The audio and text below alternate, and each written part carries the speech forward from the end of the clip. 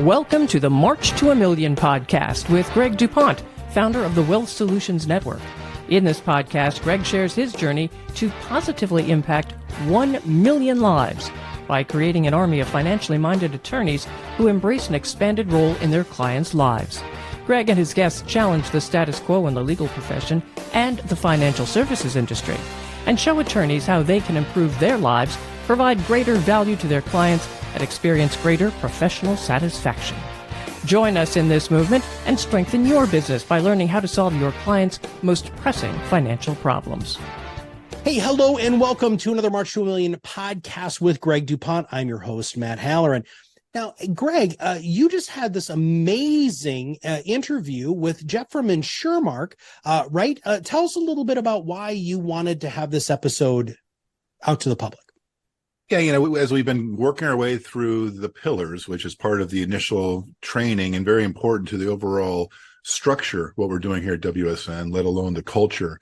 As I started talking to people that have come to us from kind of our soft opening here, and as I look towards our first founders class in the upcoming weeks and months, what has become apparent to me was that this one topic that we cover in Jeff's training that we just finished is, for many people I talk to, the most direct path to them getting what they're looking for, which is positive ROI within a very short period of time. My promise to make you ROI positive within 120 days. This is the one key that for many estate planning attorneys it will flip their practice around literally overnight. So I wanted to get this out, take a little break from our talk about the pillars, get this one out here so people understand the power of engaging in a conversation that the clients are not currently having with their professional advisors. All right, well, let's get into it. So I'm really excited to share my guest with you today, Jeff Sather. He's one of our strategic partners here. Jeff is an expert in the area of long-term care. And Jeff and I just recently recorded our training session for members of WSN on the way that long-term care can be a key to adding 6 figures of revenue to your practice, as well as providing an incredibly unmet need right now. So without further ado, Jeff, welcome, and thanks for joining me today. Hey, happy to be here, Greg. Hey, as we get started, just a little context for the listener. Can you give a little bit of your background and how you got into what you're doing and why I call you an expert in the area of long-term care? Sure, absolutely. No problem at all. I have been on the long-term care side of things we're coming up on 10 years here shortly. And this has been it turned into a crusade of mine, a passion of mine, because I used to work for an organization where I headed up the entire organization when it came to annuities, life insurance, disability insurance, and long-term care. And it just so happened long-term care was our weakest product, our weakest performing product. And quite frankly, I discovered that we had the wrong people in charge of it. So as the boss, I decided, let me take charge of this one as my little pet project. And the more I dug in, the more I learned, the more I educated myself, I realized, wow, people need this. This is really important protection. And lo and behold, it was about a year into it, my mom calls me out of the blue and says, hey, Jeffrey. I said, yeah, Mom. She goes, your father and I, they were 72 at the time, have a hole in our portfolio. I'm like, what's the hole? She goes, we have no long-term care insurance. I'm very afraid of that time bomb. And my mom, background on her, was a registered nurse for 45 plus years. So she has seen everything that could happen to people physically and mentally over 45 years, working in a hospital in multiple departments over her career. And I said, okay, I will sit down and we will figure out what's the best solution for you and Dad to fill this last hole left in your portfolio, using her words. So since then, I have been educating attorneys, CPAs, agents, financial planners, advisors, anyone who deals with advising clients on their money, growth of their money, protection of their money and portfolios on this particular space, because it does so much to give people peace of mind. And as my family's got quite a story when it comes to long-term care and having it or not having it. The bitter pill. The bitter pill. The story of the bitter pill, which I could share if you'd like. Yeah, I think I don't know if you want to now, but maybe. Well, no, I know that you do like to share, because it personalizes this. People, first of all, before then, Jeff will share with you some studies as to just how few people are getting this guidance from their counsel, whether it is their attorneys, their financial guy, their insurance guy. It's not being talked about. And it's partly because of some historical taint to the product, but because of this lack of attention to it. This, for many estate planning attorneys, is the number one opportunity for them to provide greater value to their customer, as well as improving their practice, saving them from the bitter pill. So, Jeff, share the bitter pill, because this is why you're driven to do what you do. Yeah, it is. It really is. So, my dad and my dad just passed away this March at 78. So we had this conversation, I would say when he was 74-ish, so 4 years ago. I was at home up in Wisconsin looking at my dad, and we're originally as a family from Duluth, Minnesota. And my dad grew up on 23 acres of gorgeous, beautiful white birch and pine forest. Gorgeous. And I ran around those woods ever since I grew up. Just gorgeous. And granite rocks and boulders out in these woods and peaks and valleys. And his dad and his uncles and his grandfather built that home in those woods in northern Minnesota with their own hands. They literally built it. And he would tell me stories about camping out there as kids before the home was built on their land, and the excitement they had of this new home they were going to have in the woods. And they built this home, beautiful home, raised 5 kids there in northern Minnesota. And all the kids are grown, moved, raising kids. My grandpa Gordy was the jokester of the family. My grandma Alice, lovely, lovely lady. And one day my grandma's diagnosed with dementia. She has early onset dementia, and she lives at home with grandpa for about 2 years, somewhere in that 18 to 24 month frame. And grandpa had to make a really hard decision when he woke up in the middle of the night to grandma standing in the doorway with a ball peen hammer, thinking he's an intruder at the bedroom doorway. And he says, "Alice, it's Gordy, it's your husband." And she didn't know because she has dementia. And he realizes, I have got to make a tough decision. I have got, for my safety and her safety, I have to finally put her in a home, which he did. And she lived there for 6.5 more years in a facility, full-time, round-the-clock care. Well, the sad part is obviously dementia. Grandma didn't know where she was, who people were, who was visiting her. She would have slight glimpses. We would take her out to pizza joints and places to eat, and she would perk up when the great grandbabies were around because she loved children. All that being said, Grandpa didn't have the money to fund this. He didn't have any policies or any money saved to pay for that type of thing. So the 5 children helped when they could, my dad and his brothers and sisters. But quite frankly, I looked at Dad and said, "When's the last time you've been home?" He says, "Years. I won't go back. It's a bitter pill. It's a bitter, bitter pill." I said, "What do you mean bitter pill?" He goes, "Bitter pill to swallow." I said, "Explain. I don't know what you're saying." He goes, "Jeffrey, your grandma, my mom, lived there for 6.5 years. Grandpa didn't have the money to pay for it, didn't have a policy. So what he had to do is he had to commit the future sale of our property, 23 beautiful acres and our hand-built home, to the state of Minnesota. meaning once he passed, the sale and proceeds went to the state. They got to sell it and get the proceeds to pay for the care for grandma, and eventually him, because dad needed to go to the same facility eventually. He didn't live there nearly as long as grandma. And if I recall, maybe a couple of years grandpa lived there, and that was it.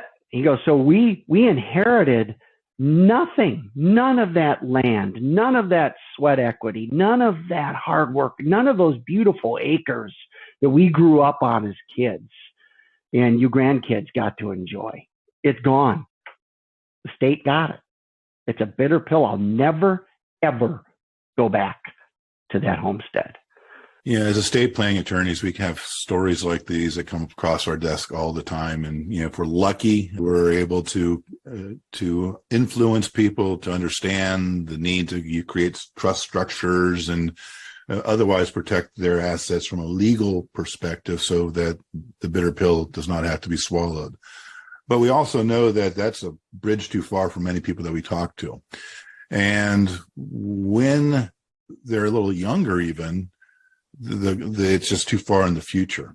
And so what Jeff is going to talk about now is the modern approach to leveraging part of their savings to provide the solution to protect the assets, if not completely, but to protect the assets for enough time for you as the lawyer to jump in and take some of the more emergency actions down the road in terms of spend down, things of that nature. Mm-hmm. So, Jeff, I teased the story with the question, or prompting to you about the study showing how infrequent consumers are having conversations about long-term care with their attorneys, their investment advisors, their insurance guys. So what do those studies tell us? Yeah, that's a great question, and teeing up really a great differentiator, in my opinion, of those that really dig in and understand this. Only about 10% of the population owns a long-term care policy. So that's an indictment on the industry, and it tells us very few people are talking about it. We know from one of the carriers in the industry who did a survey random of 1,000 of their policyholders, and they asked their policyholders, hey, we want to ask you a question. Did you bring up the conversation about long-term care with your advisor, or did your advisor initiate this conversation? And the feedback stunned them. And the feedback was this: 87% of the time, clients had to bring up this conversation, like my mom did with me. We have a hole in our portfolio. They brought it up to their advisors. Only 13% of the time do those in the know bring it up. And I've discovered over 9 years, almost 10 now, why? They don't know enough about this space. People are not educated about this space. Or as you said earlier, I really loved your phrasing, the tainted legacy of old-fashioned long-term care insurance. Because what's happening now is agents and advisors and clients are getting letters from those old school, old-fashioned long-term care policies of increase of our premiums are going up. Who wants that? No one wants that phone call, and no client wants that letter.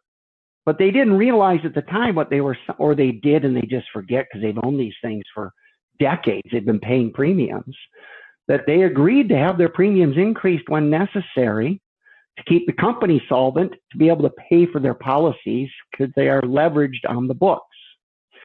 The new approach, so old-fashioned long-term care, is something people didn't want to talk about because it's fallen out of favor. It just truly has. Who wants to buy something they can raise my prices in the future at any time by almost as much as they want, right? And oh, by the way, if I pass away and never need it, my decades of premiums are wasted. They stay with the carrier. I was renting that insurance. I didn't own anything. Well, we've taken care of that. The modern long-term care products have solved that solution. They are contractually guaranteed to never increase on premium or price, ever. And oh, by the way, if you ever pass away without ever touching it or only use a little bit of it, the rest of your premiums are returned to your family tax-free. So we have created, by taking a little piece of the portfolio, little piece of their money, we can get them a product that's going to pay them benefits for long-term care needs tax-free. It's going to pay out a death benefit or a return of premium for unused portions tax-free. And then, oh, by the way, if they ever want to just quit and get their money back, they can. So they cannot lose with the new modern day policies. Now that last piece, the quit part, here's something really interesting. Less than 1% of clients who own these policies ever quit them. They never surrender them. They keep them because they realize how important these policies really are and what they really protect. Because when we take a piece of the portfolio, we're going to get them 2x, 3x, 4x, 5x their money, waiting for them for that average age of claim of 80 years old is when people typically need these. The average age of purchase and issue is 57-year-olds. So you're wondering who's buying these. 50 to 65 is 80% of the purchasing market for these policies. Now, I saw something yesterday, Greg, it's going to be new to you, that blew my mind. The fastest growing segment, age group of people purchasing these policies since COVID, so over the last 2 to 3 years, is the 40 to 50-year-old somethings. They are seeing what their grandparents are going through and their parents are going through, and spend downs and bitter pills and poor planning, hole in the portfolio. And we didn't think about this time bomb of the true cost of a long-term care claim and the length of a long-term care claim. And it is an enormous amount of money. So as we wrap up today, as I mentioned in the opening comments, Jeff and I just got off of recording a training on this, which has got my dog very excited about that. Training on this for members of the Wealth Solutions Network. And this one component to your business can be the difference between a comfortable year and a very profitable year. And if you're in a position where your practice is one that's highly reliant upon referrals from investment guys, insurance guys, this is something that you can bring to the conversation as a complement to what they're doing, not in competition to what they're doing. So if this is an interest to you, I urge you to go to www.bit.ly/LTC-course to learn more about the course as well as WSN in general. So, Jeff, thank you for your time here today. Absolutely my pleasure. Can I leave you with one thought? Fire away, my friend. If you have not allocated something for long-term care needs in the future, you've allocated everything you own to long-term care needs in the future. Words to remember. Thank you, my friend. You bet. My pleasure. Well, I want to thank Greg for another amazing episode with Jeff Sather from InsurMark talking about long-term care. Listen, if you have not subscribed to the show, make sure that you do. But before you do that, please make sure you go to bit.ly/LTC-course, which, by the way, we'll make sure that we have that in the show notes. Again, that's bit.ly/LTC course to make sure that you can go ahead and start accessing this content. So for Greg and everybody here, we'll see you on the other side of the mic very soon. Thank you for listening to the March to a Million podcast. Click the follow button to be notified when new episodes become available, and get in touch with our team by visiting our website at www.wealthsolutionsgroup.biz, or give us a call at 614-432-8065. The information covered and posted represents the views and opinions of the guest and does not necessarily represent the views or opinions of Wealth Solutions Network. The content has been made available for informational and educational purposes only. The content is not intended to be a substitute for professional investing advice. Always seek the advice from qualified financial service providers with any questions you may have.